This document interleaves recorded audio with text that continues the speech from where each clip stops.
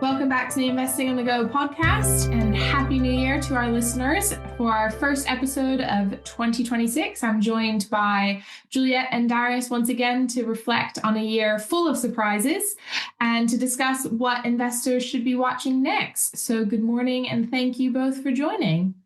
Good morning.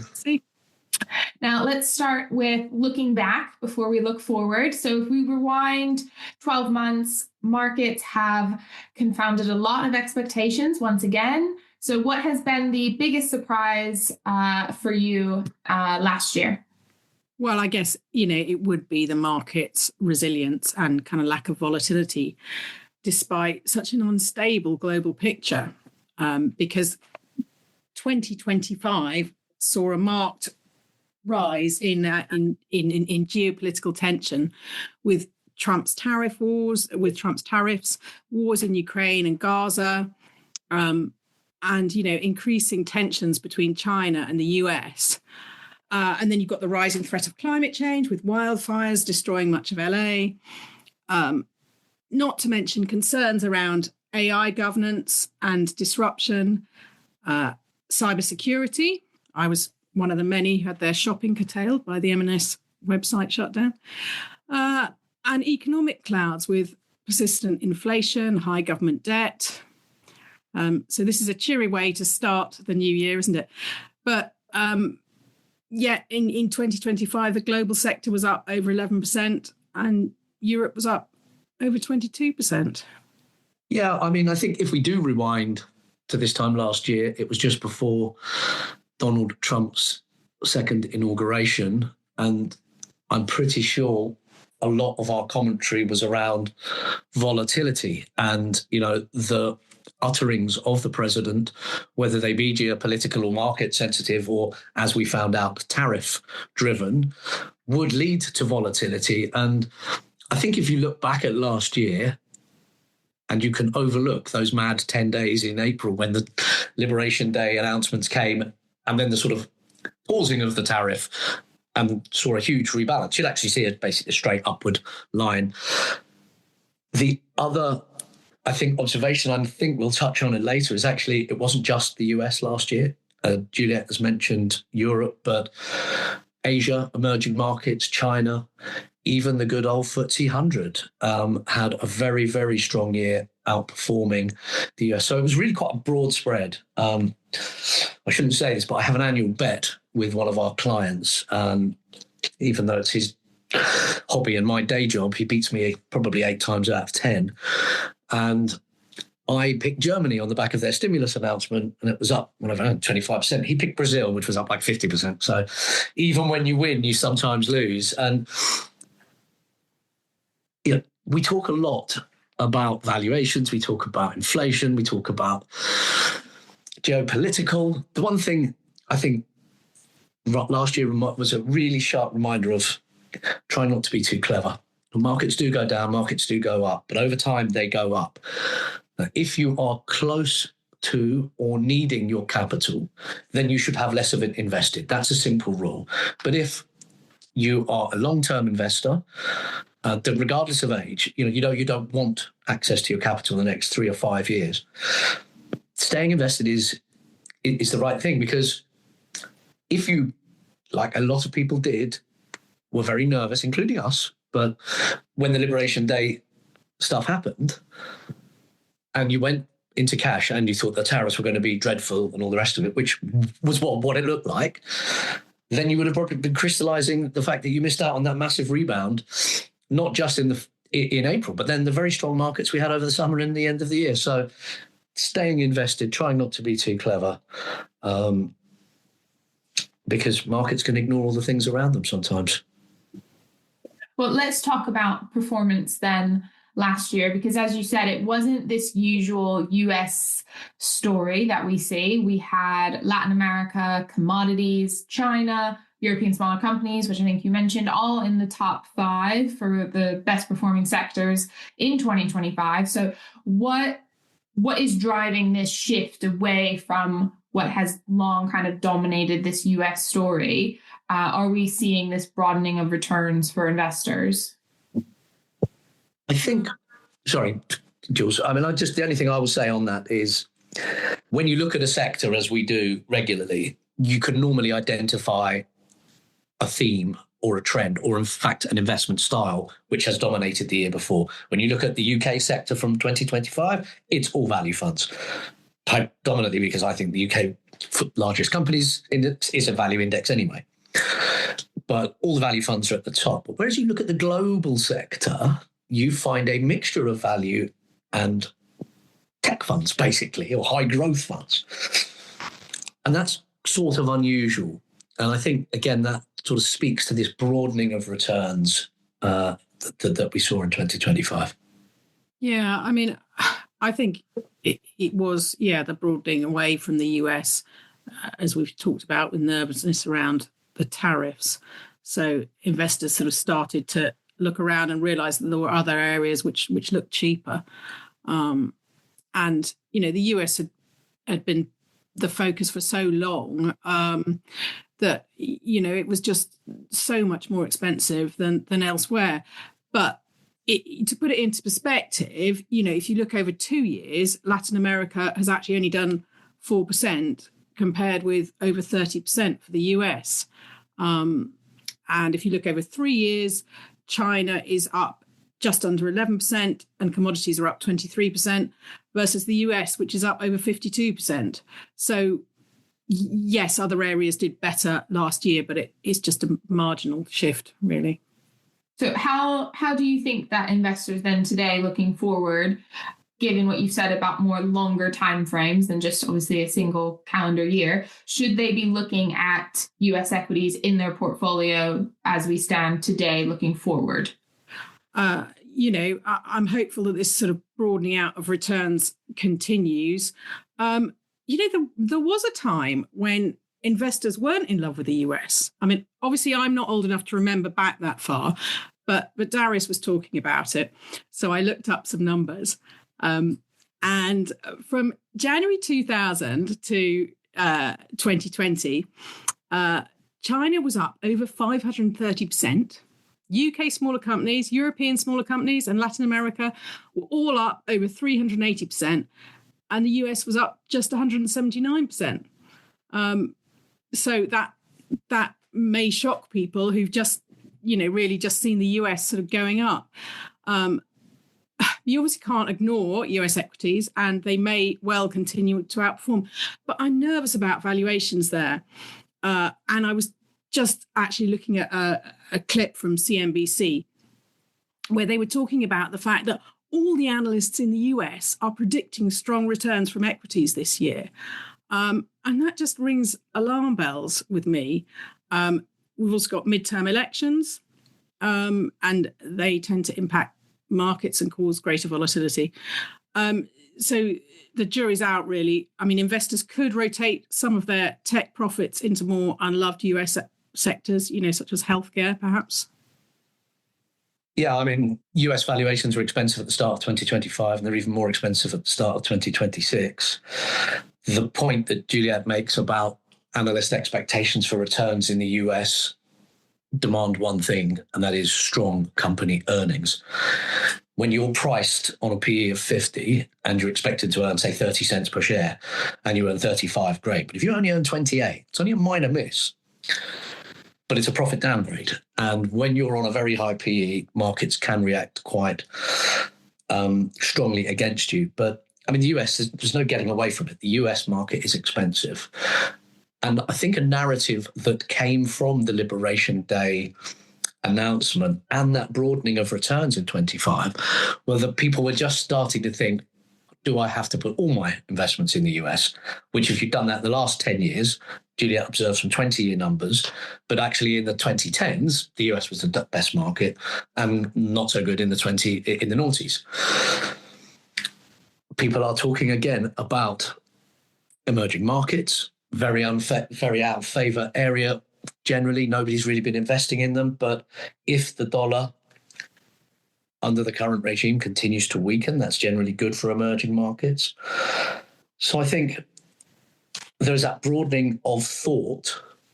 Nobody, I think, in their right mind would say, sell all your US equities. I mean, it could be absolutely the right thing to do, but you'd be damn well brave and potentially stupid.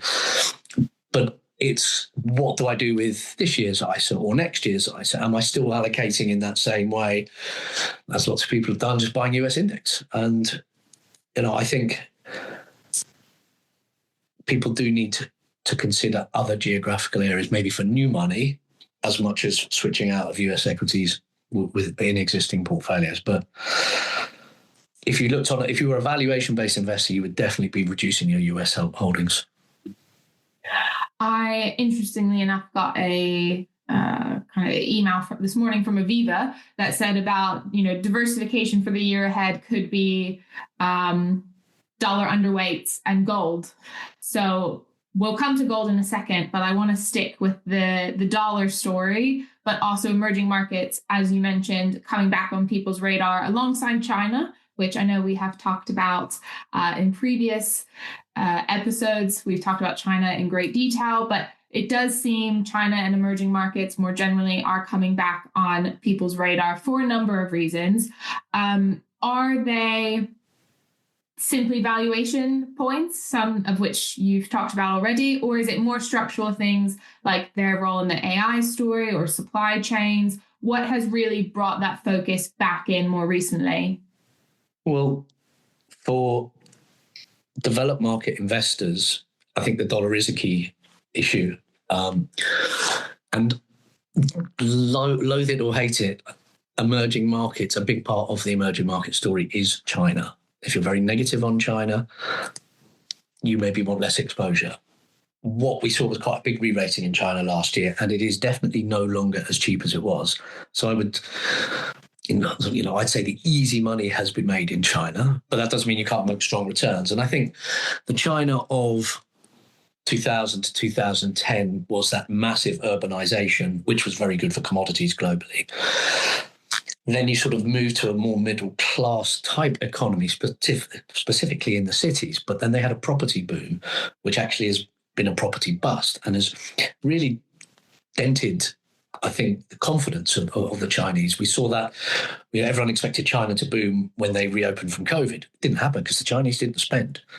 They sat on their money. Now I think, moving on from that manufacturing view of China, China's actually broadening out. It's global leader in EV batteries and EV cars. They're actually a global leader in a lot of healthcare areas. And then there is that middle class sort of emerging market story where Chinese are actually having their own brands now. For that period of the 2010s was quite good for Europe because Europe's premium brands were wanted by high-end Chinese consumers, whether that was Ferraris, Porsches, or as we like to talk with Juliet, handbags.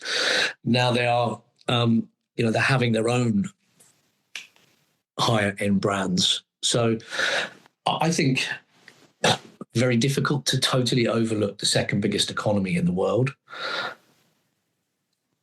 But it's not as cheap as it was. And I think if we're trying to get the magic wand out or the crystal ball, China was an area that we talked about last year as being cheap. I don't think you can say it's cheap now, but it's also not expensive. And relative to anything, or relative to the US, anything still looks reasonable value, even though versus their long-term averages, there is very little obvious standout areas of cheapness. I still think emerging markets are a very strong bet, not just for 26, but maybe for the next 5 to 10 years. And it would be remiss of us not to mention our old friend UK smaller companies, or in fact smaller companies maybe generally, as one part of the market that is still cheap, certainly in the UK and often globally. Well, I'd probably agree with Darius, barring the handbag comment, of course. But it was largely about valuation. But also, these areas benefit from the weaker dollar, which looks set to remain this year. And, Asia's developed a strong AI ecosystem. So it's also benefiting from the sort of tech mega trend. And governments are largely less indebted than developed market economies. And a number of countries are also pushing ahead with shareholder-friendly corporate reforms. So, yes, I feel quite positive on emerging markets this year. And the other thing that I mentioned, I said we'd come back to, is gold. So gold has been a standout story for last year. It can divide opinions, let's say. But let's maybe briefly start with, what is the story that's happened? Why has it kind of taken off? And we've seen the kind of all-time highs, rising success of gold, but also commodities. But then also more specifically, is it still doing its kind of job as a diversifier, or does it now have a different role in a portfolio because of what's happened this past year? Well, gold was up about 64% last year. So definitely a strong performer for those who held it. There are several factors at play. It is generally, yes, a safe haven asset in times of uncertainty and inflation, which we saw last year. But also central banks such as China, Russia and India have been buying, sort of reducing their dependence on the US dollar. So also as interest rates come down, gold, which doesn't pay a dividend, so becomes more attractive. And it's a factor of basic supply and demand. When demand for gold is strong, supply can't simply be ramped up immediately. I think it still remains as a diversifier, but I'm not convinced that we'll see the same returns this year, given its current strength. Yeah, I mean, as you both know, I like to prepare in great depth for these podcasts, but I've scribbled down 3 things and Juliet's just nicked all my answers. Sorry. Basics of supply and demand. I mean, the Chinese central bank is buying gold and they don't care about the price. And when somebody doesn't care about the price of something they want, it tends to push that price up. People cleverer than me, and we're, again, lucky in our jobs to see people whose specialty is gold and precious metals. And what I think some of them might argue is what you're seeing actually is it's a debasement of fiat currencies. And fiat currencies are the dollar, sterling, euro, etc. And whether it's gold has gone up against the dollar, or actually the dollar has come down against gold, is where it starts to get quite technical. The other thing which would be slightly remiss of me not to mention is our old friend silver. Now, silver actually is an industrial metal. It has uses. You need it in solar, you need it in batteries, you need it for all sorts of things. And supply and demand is totally out of kilter here, right? So there is more industrial demand for silver than there is silver. As Juliet's already alluded to, you don't just turn another mine on overnight and go and dig for it. Also, silver tends to be a byproduct of other mining, often gold or whatever, but you don't just turn a silver miner on. That's like a 5-year minimum sort of runway. And silver had a massive spike in price, particularly in December. And again, there are some technical things going on, but actually silver outperformed gold last year. And the thing that Juliet mentioned, she mentioned the gold price, but didn't mention the performance of gold equities. Most of the gold funds were up well over 100% last year. And those that have some silver up potentially even more. So the supply and demand is still strong for both commodities. The central bank buying, particularly of gold, which is a bigger market, but silver's a tiny market. And if that squeeze continues on the supply and demand side, we can, even though silver was up an awful lot last year, we were of the opinion that it could still continue to be a very strong returner, particularly the equities, which, even though, again, they had a good year, have actually lagged the rise in the silver price.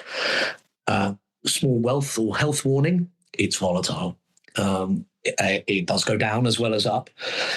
I certainly wouldn't be sticking all my portfolio, but I just think in this climate, having a bit of gold and particularly silver, there's been a lot of geopolitical activity at the start of the year with US involvement in Venezuela. Donald Trump, on the 7th or 8th of January, has already said a number of things which could be deemed quite seriously politically on the geopolitical side with respect to Greenland and other South American territories. I'm quite happy holding my gold, even though it was up a lot last year in that type of market. Well, as you said, the the gold funds did particularly well. Those that get our newsletter will know that the top 4 elite rated funds were all gold funds, with 91 global gold up something like 160%. So they certainly were nothing to scoff at. But beyond gold, silver, commodities, are we just seeing in this wider case for real assets in general to be used as this diversifier, protecting part of a portfolio with so much volatility, geopolitics, a lot going on? Is it just a wider case for these real assets to be held and looked at again? Well, yeah, real assets have always offered a sort of degree of protection when inflation is rife and uncertainty abounds. So currently with stock markets looking expensive, I think a bit of protection in your portfolio is no bad thing. And they have largely been overlooked. You know, they've been sort of less sexy than AI stocks. So yes, they I think they will provide a bit of ballast in your portfolio if we do see a pullback this year.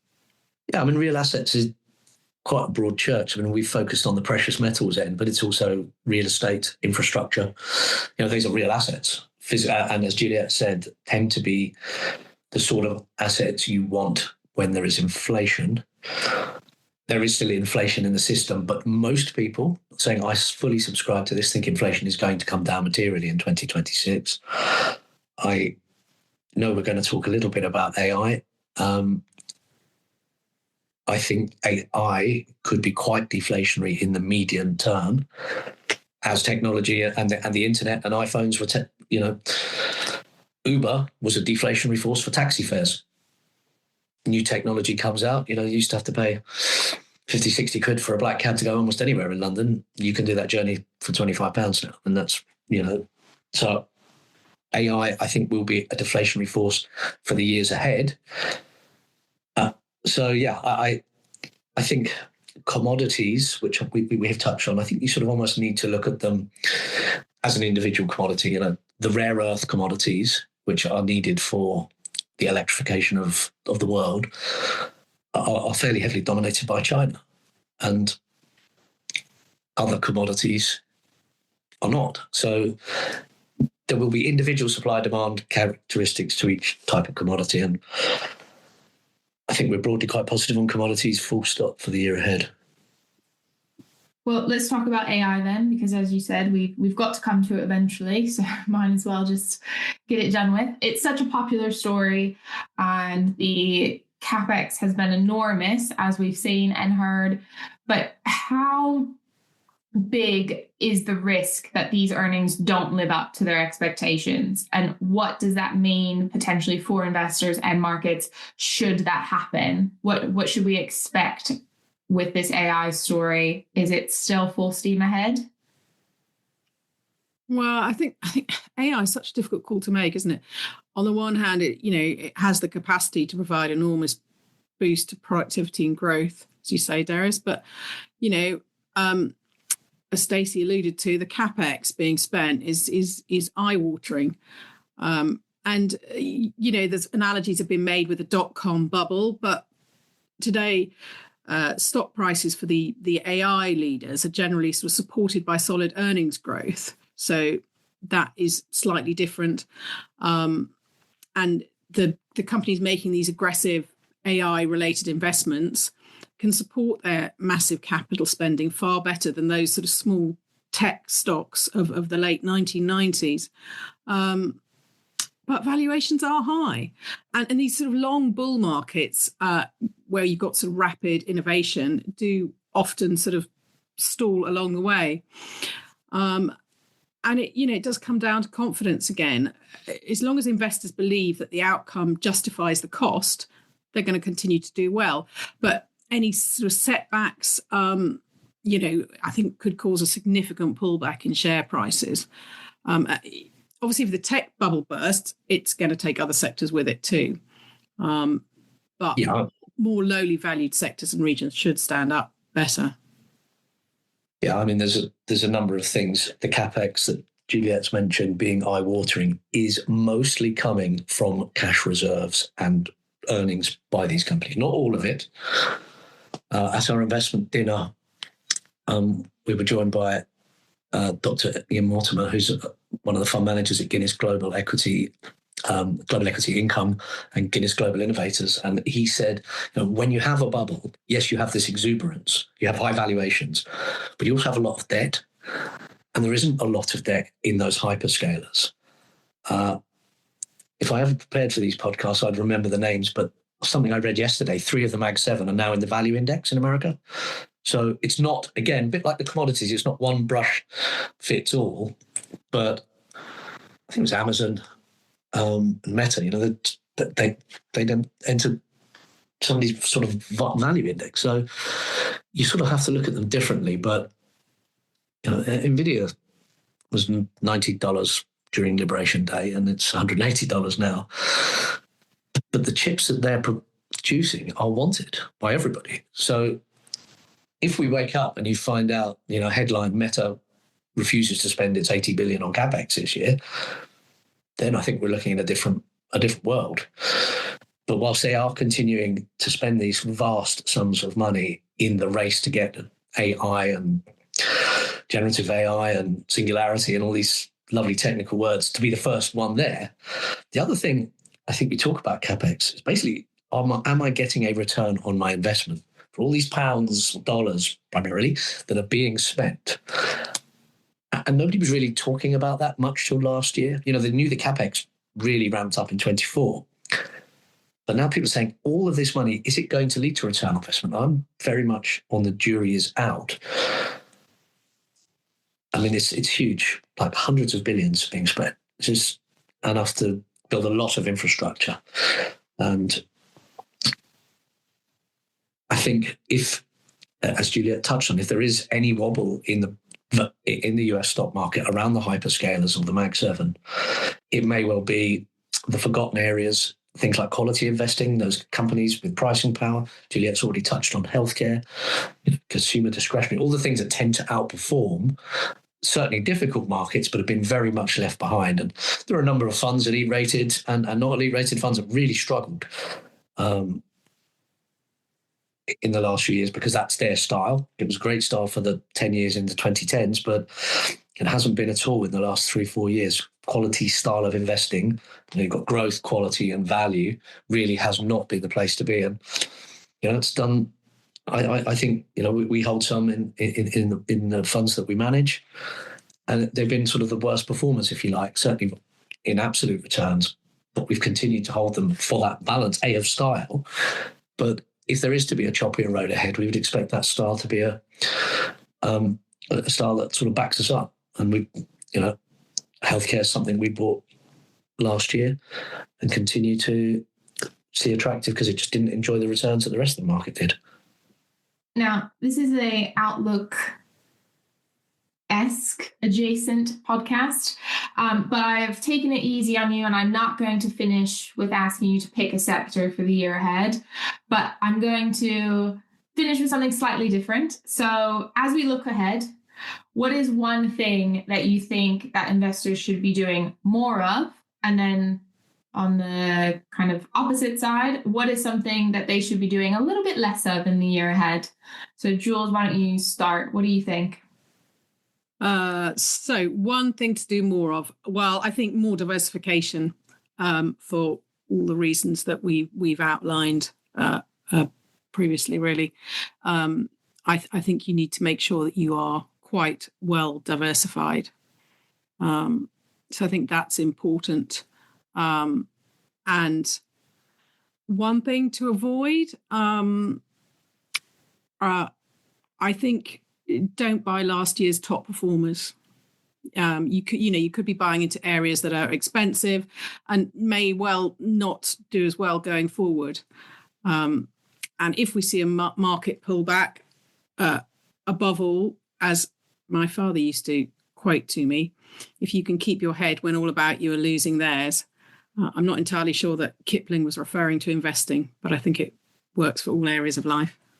Yeah, I sort of echo pretty much most of those sentiments, but would add that the last decade has been dominated by the US equity market.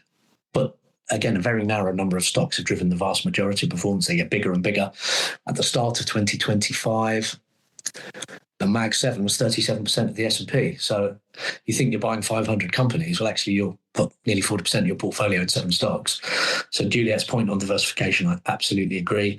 And I think we are in a different world, sort of that globalization, which was coined in the sort of the noughties, is actually reversing. There is a definite Cold War of some description between the US and China. And that should lead to a different economic and investment outlook. So I do, it's not a prediction, but investors have looked, and rightly so, at the US as the only place to be, and that has been the right call. I think I would look further east, Asia and emerging markets, for potentially the next decade, and even frontier markets. Sort of the new emerging markets, places like Vietnam, Bangladesh. I'm not saying go 100% of your portfolio into these areas, of course, but often overlooked. So that would be my message: is don't overlook some of the, revisit some of the overlooked markets. And on that note, we will finish our first podcast of the year. So thank you both for taking part. Thank you. Lovely to talk to you, Juliet and Stacey. It's been a lot of fun as always. And for more insights and information of the funds that we've talked about and various topics, regions, etc., please do visit fundcaliber.com. And whilst you're there, don't forget to subscribe to the Investing on the Go podcast. Please remember, we've been discussing individual companies to bring investing to life for you. It's not a recommendation to buy or sell. The fund may or may not still hold these companies at the time of listening. Elite ratings are based on Fund Caliber's research methodology and are the opinion of Fund Caliber's research team only.